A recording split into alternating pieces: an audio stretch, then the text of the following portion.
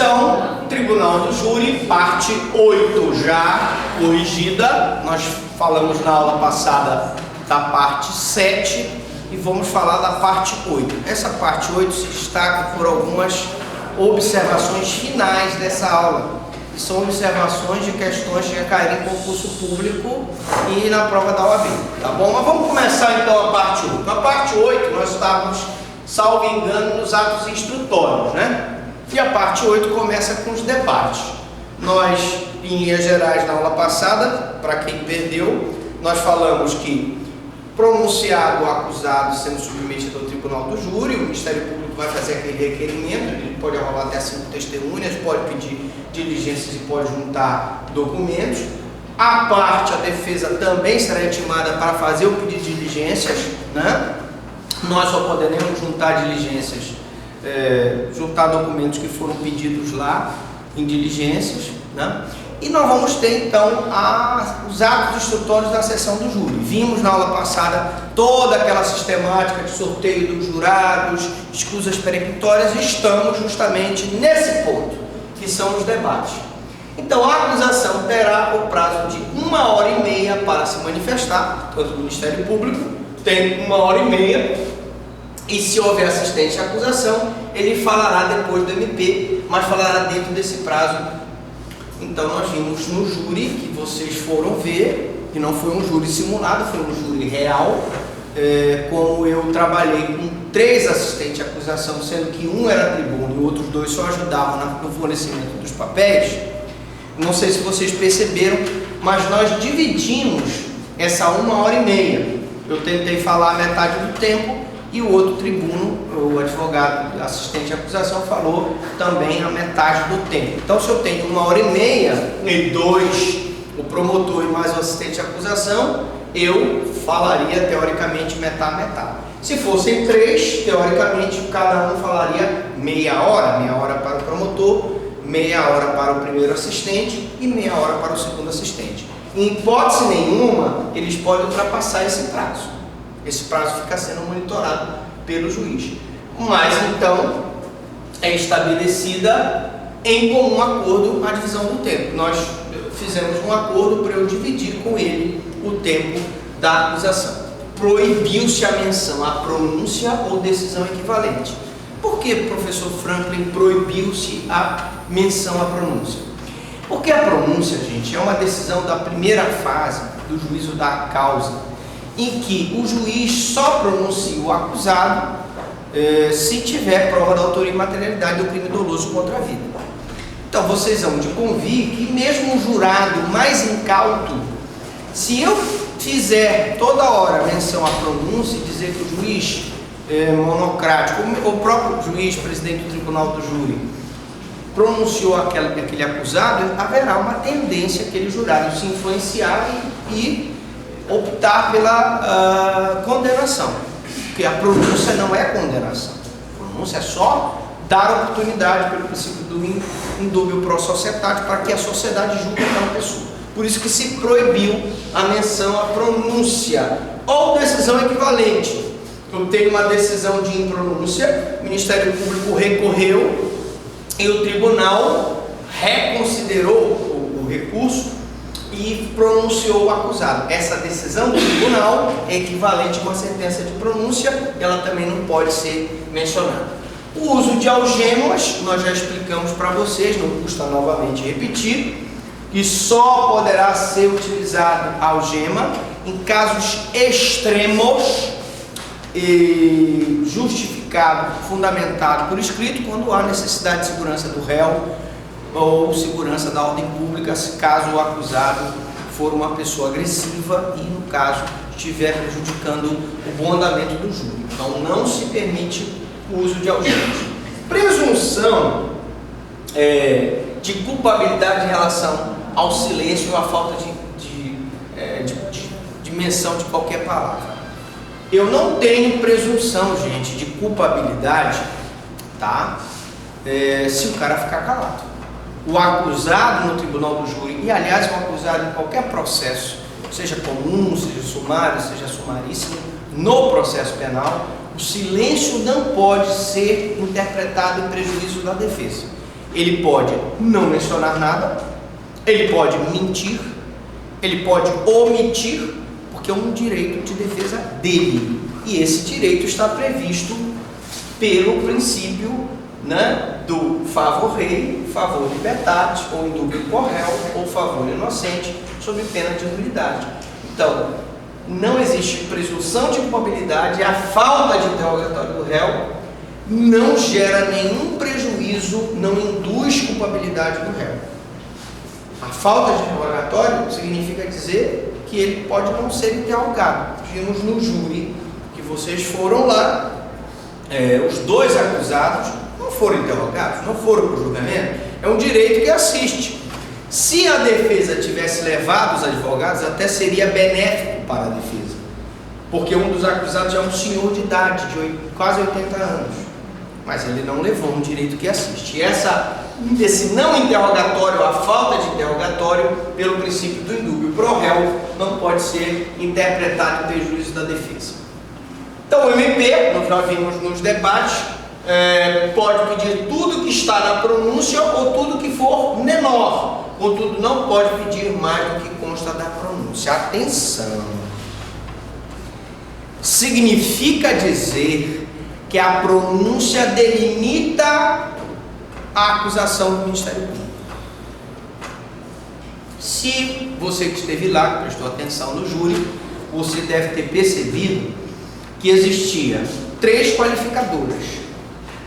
Qual era? Era motivo fútil, muito embora eu particularmente achasse que não era motivo fútil, era motivo torpe, porque se tratava de uma vingança. Essa foi a análise que eu fiz, mas como eu fui o promotor apenas designado para fazer o júri, eu não podia mudar o que já estava na pronúncia. Por que eu digo que não foi fútil e foi torpe? Porque o fútil seria sem motivo, e na verdade nós sabemos que como o mandante supostamente teve a fazenda invadida, inclusive depois expropriada pelo INCRA, a raiva dele era justamente na vítima que teria incentivado os sem terras a invadirem a fazenda.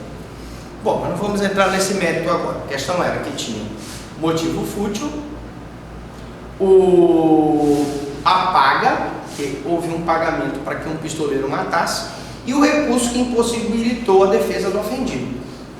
Quem assistiu o júri e está fazendo o relatório deve colocar isso no relatório para ter validade. Bom, acontece, porém, que eu, como promotor de justiça, estou delimitado pela pronúncia. Ora, o que isso significa dizer?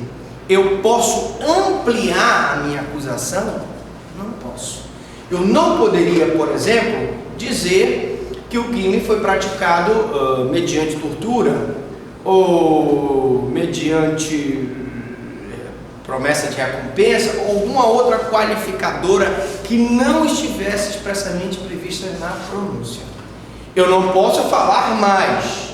Eu posso falar menos, professor Franklin? Posso. Eu poderia, por exemplo, como promotor, pedir a condenação dele por homicídio simples, sem as qualificadoras. Poderia pedir a condenação dele por um homicídio privilegiado por injusta provocação da vítima, violenta emoção, alguma coisa nesse sentido. Poderia pedir a retirada de uma das qualificadoras, tirava, por exemplo, o motivo fútil, mas não poderia incluir o motivo torpe, tá? Por quê? Porque a pronúncia ela delimita a minha acusação. Se vocês perceberam, quando eu fiz a peroração, eu não avancei mais do que estava na pronúncia. Muito bem. Então, ele pode pedir tudo o que for menor, contudo, não pode pedir mais do que consta na pronúncia. E se o promotor pedir? O advogado deverá fazer constar em ata, o juiz deverá advertir o promotor, se ele continuar, é caso de anulação do julgamento. Bom, encerrada a acusação, a defesa tem o prazo de 1h30 para o debate oral. Mesmo raciocínio, se eu tiver 3 defensores públicos, ou 3 defensores, ou 3 advogados, eu vou dividir 1h30 entre os 3, meia hora para cá. Professores, podem falar mais de meia hora? Não, não podem. Tá? É 1h30. Tá? A defesa pode até pedir a condenação, mas só se permite em casos em que o faz baseado em crime privilegiado, cuja pena é menor do que o crime objeto da acusação. Então, o que eu quero explicar para vocês? Professor Franklin, a defesa está obrigada a sempre pedir a absolvição do acusado? Nós vimos que no júri, a tese da defesa eram duas: negativa de autoria e ausência de provas. Muito bem. Mas eu posso ter um júri que a defesa veja que não tem como você livrar o teu cliente daquela acusação. Ela pode, por exemplo, optar de um homicídio qualificado e pedir a condenação no homicídio privilegiado? Pode. Ela pode optar diante de 3 qualificadores e pedir só por uma qualificadora? Pode. O que ela não pode é pedir a condenação de acordo com o que o Ministério Público está pedindo. Diga lá. O senhor falou de 3 defensores públicos, né? O que acontece se o réu tiver, por exemplo, só um defensor público à disposição dele e, por outro lado, tiver um promotor e 2 sistemas de acusação? Vai ficar comprometido? Não, isso, a pergunta é, tem algum comprometimento se eu tiver um promotor e 2 assistentes de acusações, do outro lado só um defensor? Não tem. Assim como eu te digo, que eu já fiz júri, que eram 3 assistentes de acusação e sou eu de promotor. Não há prejuízo. Não há prejuízo, tá? Não há prejuízo, desde que o promotor fale 1h30 e aqueles 3 falem 1h30. Eles vão ter o mesmo tempo. Na verdade são 3, mas vão ter o mesmo tempo, porque não pode falar mais do que o que determina a lei. A acusação, após, tem a faculdade de réplica por 1 hora. Como eu declarei, a réplica, gente, é uma faca de 2 gumes, né? Ou uma salada de 2 legumes, como vocês quiserem. Por quê? Porque eu sei que se eu for a réplica, a defesa tem a tréplica, e quem vai falar sempre por último é a defesa. Então, muita gente gosta de ir à réplica, alguns promotores, porque na réplica você, na verdade, anota os pontos que você acha relevante para voltar ao debate. Mas a réplica tem que ser feita em 1 hora. Assim como, se o MP quiser fazer o uso da réplica, terá 1 hora, e a defesa também pode usar da tréplica em 1 hora, se desejar, né? Então, o princípio da igualdade de armas: 1 hora para a acusação, 1 hora para a defesa. Então, debate, 1h30, debate da defesa, 1h30. Réplica do Ministério Público, 1 hora, réplica da defesa, tréplica da defesa, 1 hora também. Alguns detalhes interessantes. Na tréplica, não pode haver inovação da tese, pois se assim ocorrer, a ofensa é um princípio do contraditório. Por que, professor Franklin, o acusado de defesa não pode inovar na tréplica?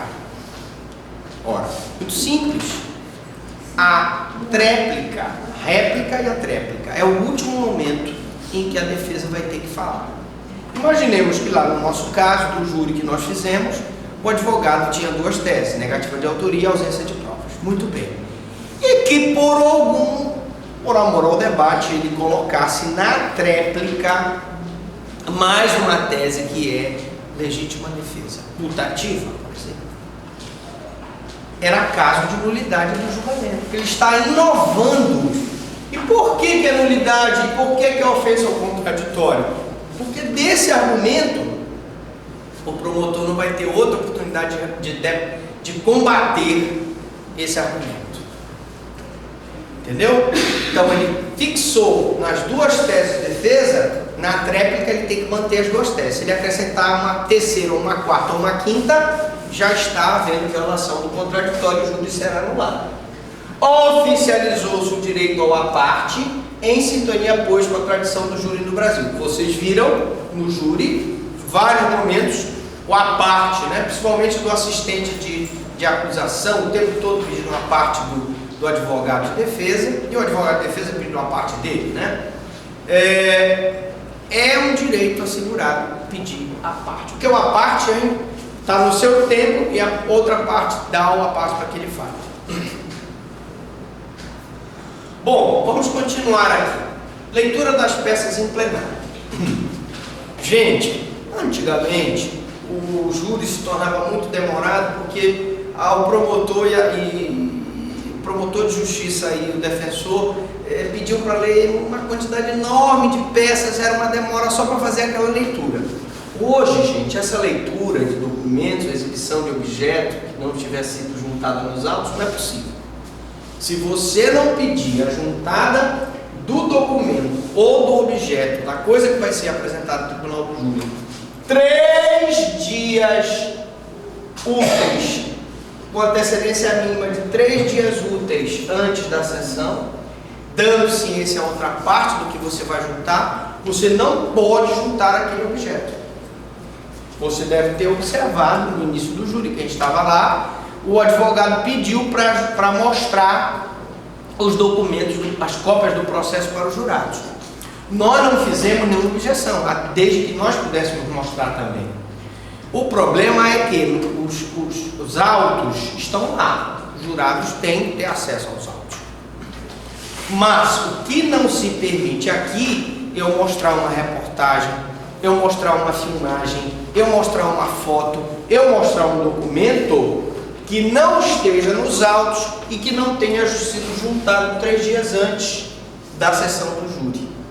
E tem que se dar ciência à outra parte para que ela possa impugnar, que de repente aquele documento pode não ser um documento lícito. Também a parte não precisa exibir peça, basta que fale sobre o documento.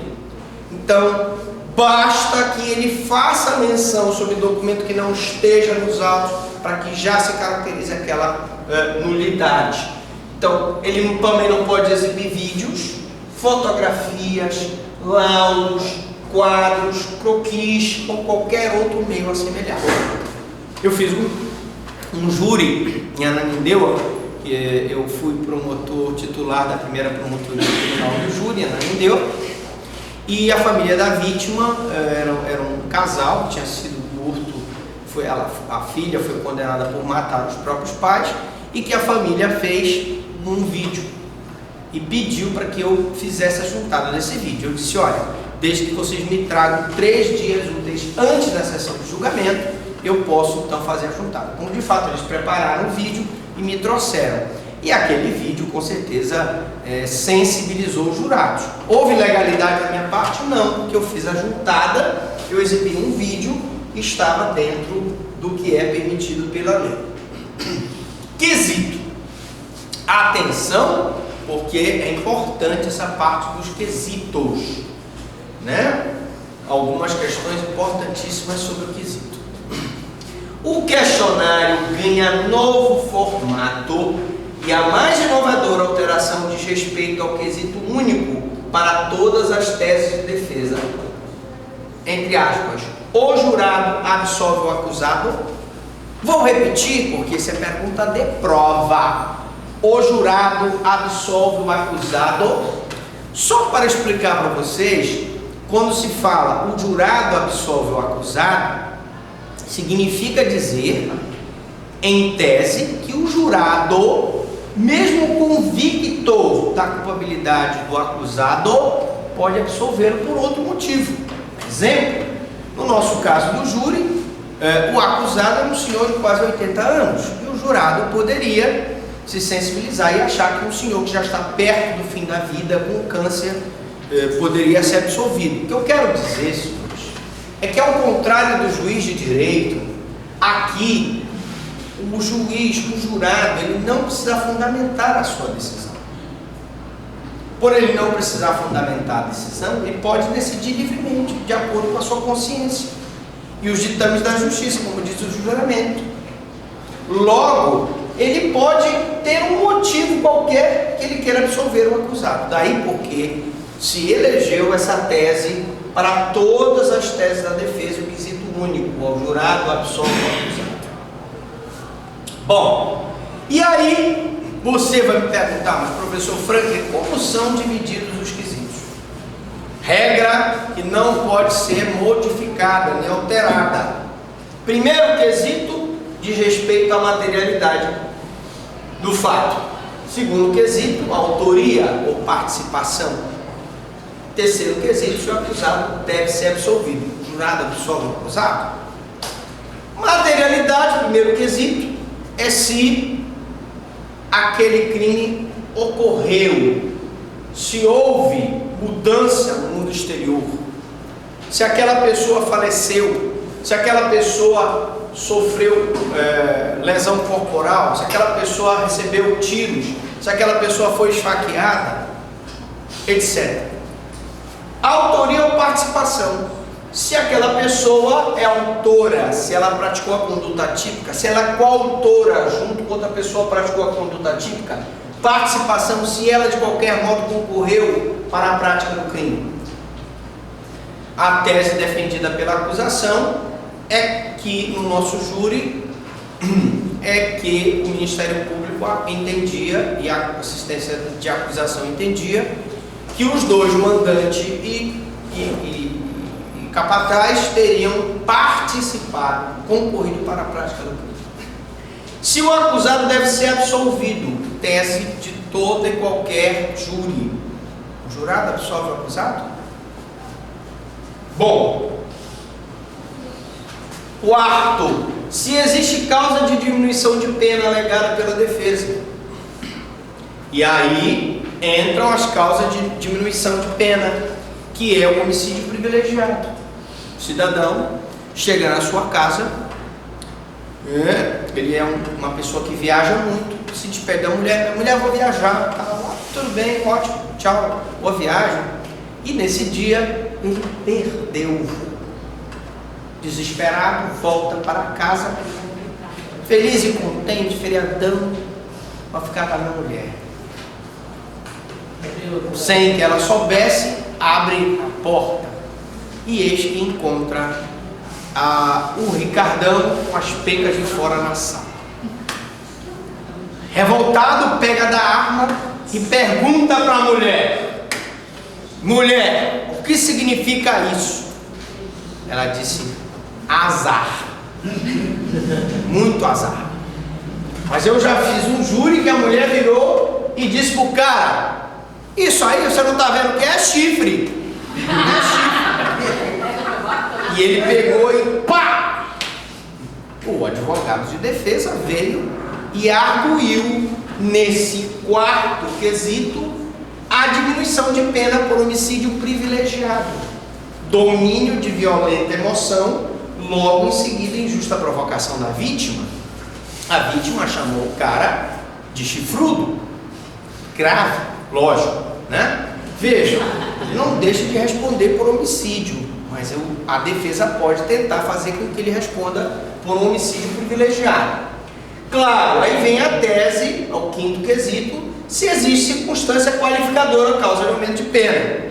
No nosso caso, do nosso júri, nós tínhamos 3 qualificadores: motivo fútil, a paga e o recurso que dificultou ou tornou impossível a defesa do ofendido. Logo, o que é que acontece? Ele pegou e defendeu aqui nesse quinto quesito essas questões, tá? Eu vou pedir para adiar em 4 horas, porque naquele dia ele adiou, mas ele desligou, lembra? Vou ver, vamos ver se agora vai. Desculpe, então, eu só queria lembrar aos senhores o seguinte: eu só vou chegar aos demais quesitos, tá? Se o quesito genérico da defesa não passar, que é o jurado absolve o acusado. Se o jurado absolver o acusado já nesse quesito, eu nem vou entrar no quarto, no quinto quesito, né? Vamos voltar aqui. Então, se existe circunstância qualificadora, causa de aumento de pena, reconhecidas na pronúncia ou em decisões posteriores que julgaram admissível a acusação. Tá? Aí vamos lá. Professor, o senhor pode dar um exemplo do quesito? A gente não pode entrar na sala secreta para ver o quesito, então o senhor pode mostrar para a gente? Aí o exemplo. O primeiro quesito, que vai versar sobre a materialidade, diz o seguinte: no dia tal, por volta de tantas horas, em colocar o lugar, você tem que colocar o lugar, na rua tal, no bairro tal, alguém, e aí você não determina, com tiros de revólver, com facadas, ou com guilhotina, ou com ácido muriático, ou com teçado, com ancinho, né?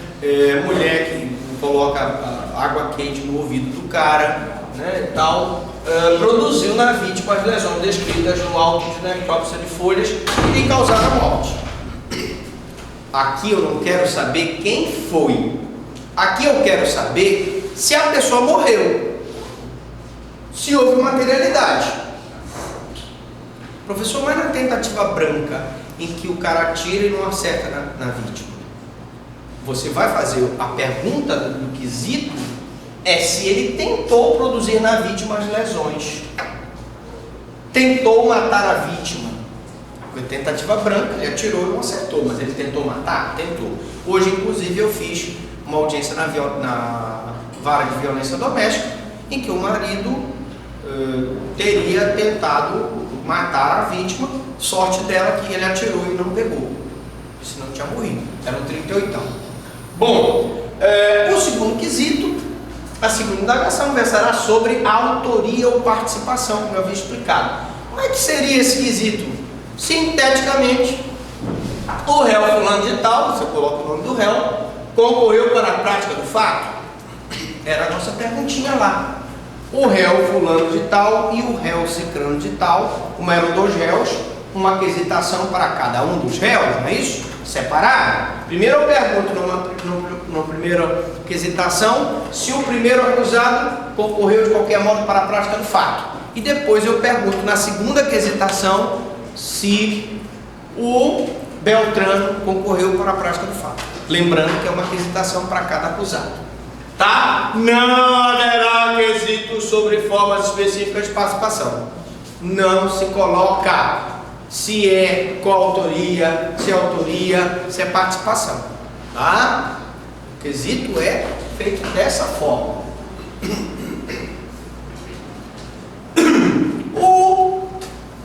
Tendo o conselho de sentença afirmado a materialidade e a autoria, eu vou para o quesito, que é o quesito genérico, né? Será formular o quesito genérico de defesa de forma direta e objetiva. O jurado absolve o acusado?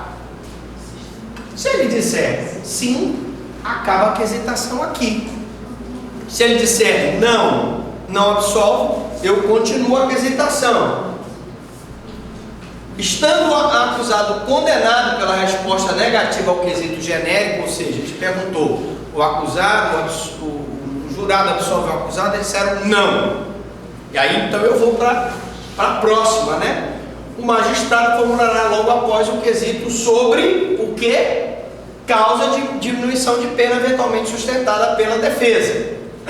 Nós vimos no nosso caso lá do cidadão que chegou, pegou a mulher com o Ricardão, a questão da alegação do homicídio privilegiado por recurso, por violenta emoção e logo em seguida injusta provocação da vítima. Por exemplo, na hipótese de ser sustentado homicídio privilegiado pela violenta emoção, a redação do quesito será: o réu agiu sob o domínio de violenta emoção, logo em seguida a injusta provocação da vítima. Sim ou não? Você não vai precisar dizer o réu agiu sob domínio de violenta emoção, porque a vítima chamou ele de chifruto. Não, nada disso. Você faz a pergunta de forma genérica. Tá? Beleza? Tranquilo? Só está entendendo aí atrás tudo? Mais ou menos. Chegou aí, more or less. Assim que, conforme o caso, o magistrado indagará os jurados, por exemplo, o crime foi cometido por motivo torpe. E aí eu já estou falando da qualificadora causa de aumento de pena, que é o quinto quesito. No nosso caso, como exemplo, nós tínhamos aí o motivo fútil, apaga e o recurso que dificultou. Não era motivo torpe, embora eu achasse que fosse, mas enfim. Como é que seria a pergunta? O crime foi cometido por motivo torpe? Qual seja a vingança, que eu acho que no caso seria esse? Ou poderia ser: o crime foi cometido por motivo fútil? Qual seja a discussão banal sobre futebol? Eu particularmente já fiz um júri lá em Ananindeua, em que